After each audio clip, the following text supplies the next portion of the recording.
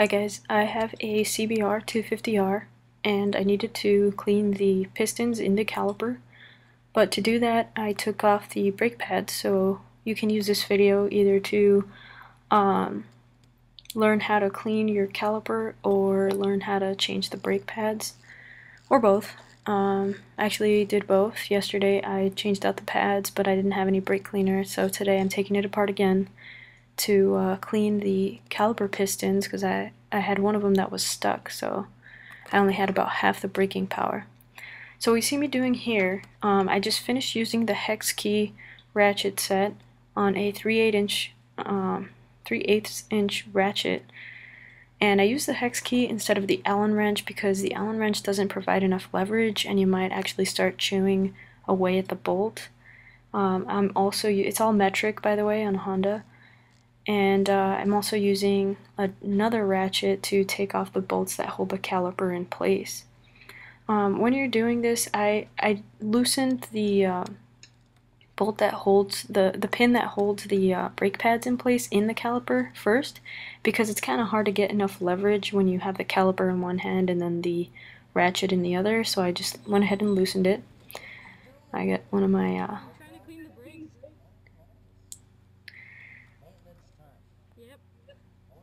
sorry guys, one of the maintenance people from my apartment. Alright, so I'm going to go ahead and slide it out very carefully. I actually hit the wheel when I did this, so you want to be careful.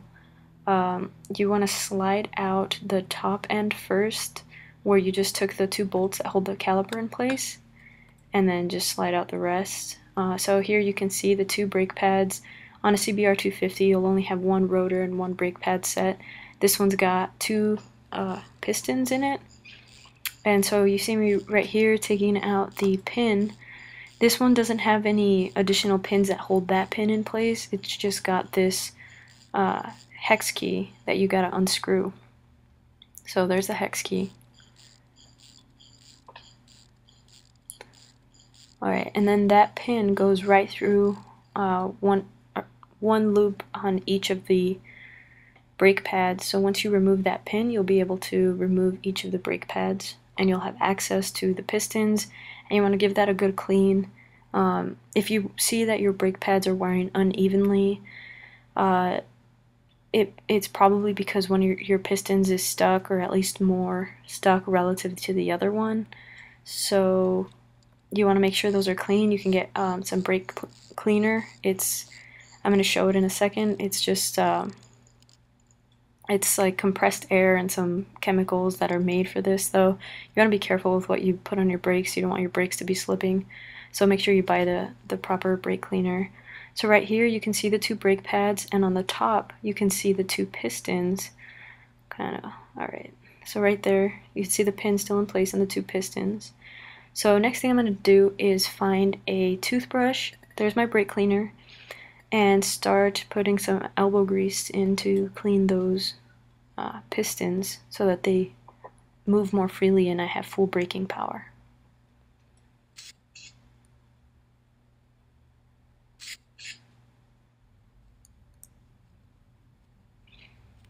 Alright, so you can see those are the two pistons exposed, a little dirty, so I'm going to continue cleaning.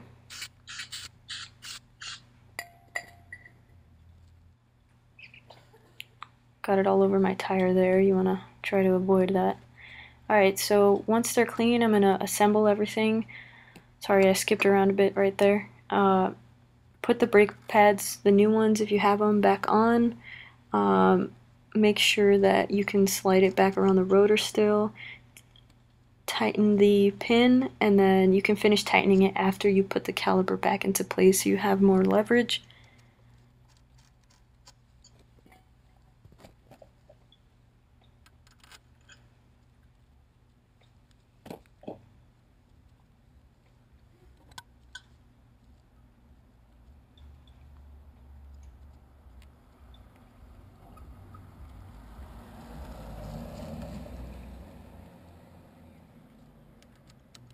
Another thing you want to check when you're changing your brakes out is the rotor wear. You want to make sure that the part that comes into contact with the brake pads is smooth.